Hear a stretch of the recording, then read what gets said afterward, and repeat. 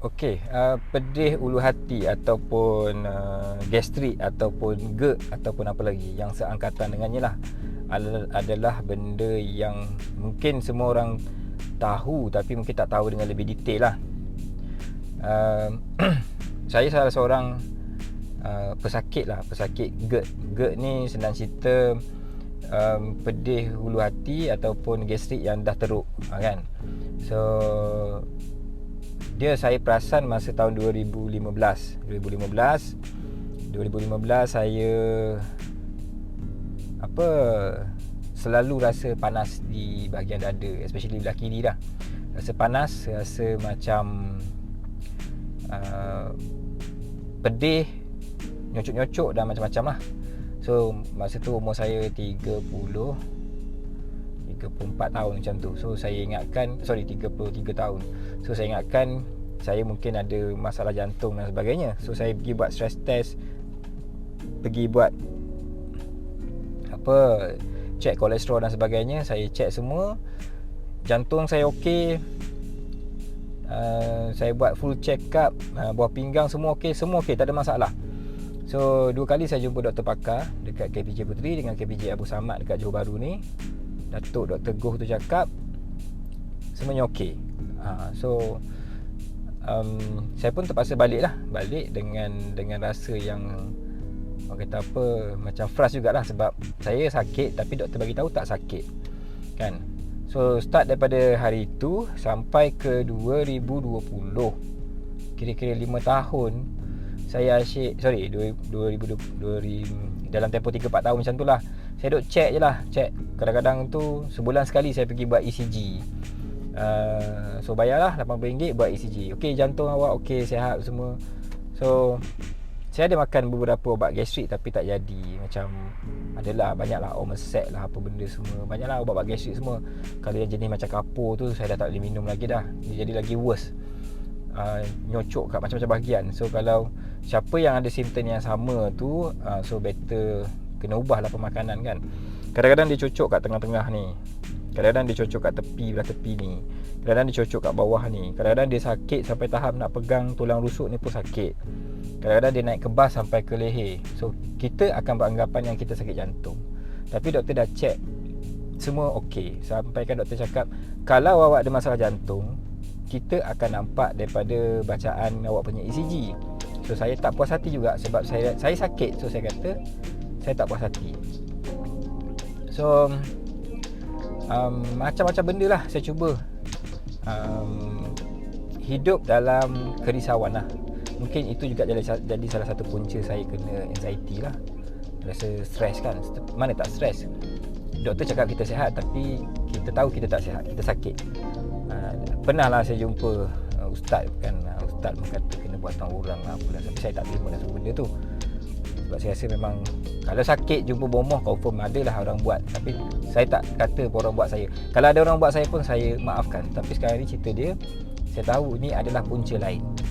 Dan bermula lebih kurang 3 tahun lepas, saya ubah pemakanan saya. So segala benda yang berasid, segala benda yang boleh menyebabkan pedih ulu hati tu jadi lagi teruk, contohnya macam sambal pedas dan nasi lemak dan sebagainya, saya totally nak kata stop 100% tu tak adalah. Mungkin sebulan sekali saya akan makan nasi lemak, sebulan sekali saya akan makan daging ke semua, kan. Yang berasid tu saya akan makan dengan sangat-sangat kata very limited punya portion lah, tak banyak lah.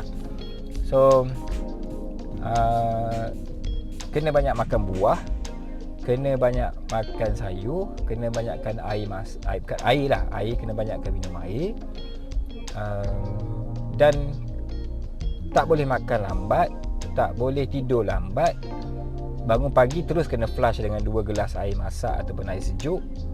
So pemakanan kita dah jadi macam mengalahkan baby sebenarnya. Memang betul-betul nak kena jaga. So apa yang saya nak bagi tahu kat sini, sesiapa yang ada simptom yang lebih kurang sama, contohnya pedih di bahagian dada, sakit di bahagian dada, panas di bahagian dada, sentiasa berangin di bahagian perut, selalu rasa loya, dan sebagainya tu, anda mungkin ada masalah yang sama. So kena, orang kata kena atasi benda ni sebab dia tak ada ubat untuk hilang sakit tu pun sebenarnya specifically memang tak ada. So jadi memang orang kata pemakanan tu yang kita kena ubah 100%. Pemakanan kita kena ubah 100%. So siapa yang nak dapatkan tips macam mana saya jaga, alhamdulillah sampai hari ni saya dah boleh ada cheat day lah. Maksudnya ada hari yang saya nak makan sambal pun saya dah boleh makan sambal lah, dah tak sakit macam dulu.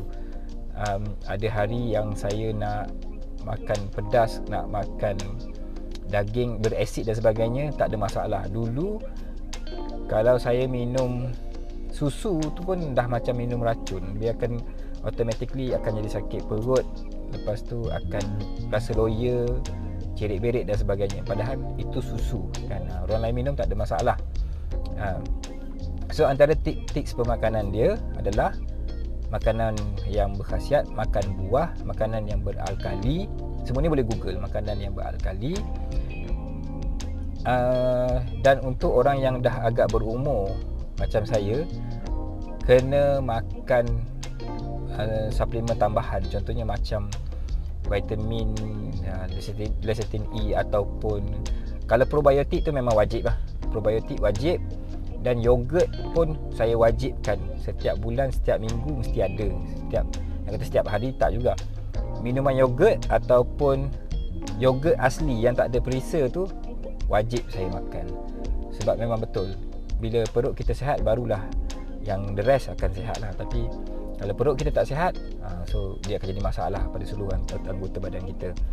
So jangan sampai jadi tahap yang kritikal macam salah seorang pengidap GERD yang teruk ni, ataupun pedih hulu hati yang teruk ni, macam arwah Zaibo. Arwah Zaibo pun dah sampai tahap jadi kanser. So kita tak naklah sampai tahap macam tu kan. So kalau siapa yang nak share, nak berkongsi apa tips dia pun boleh share dengan saya, dan nak tahu apa tips saya pun boleh saya kongsikan, tak ada masalah. So right, itu sahaja. Okay.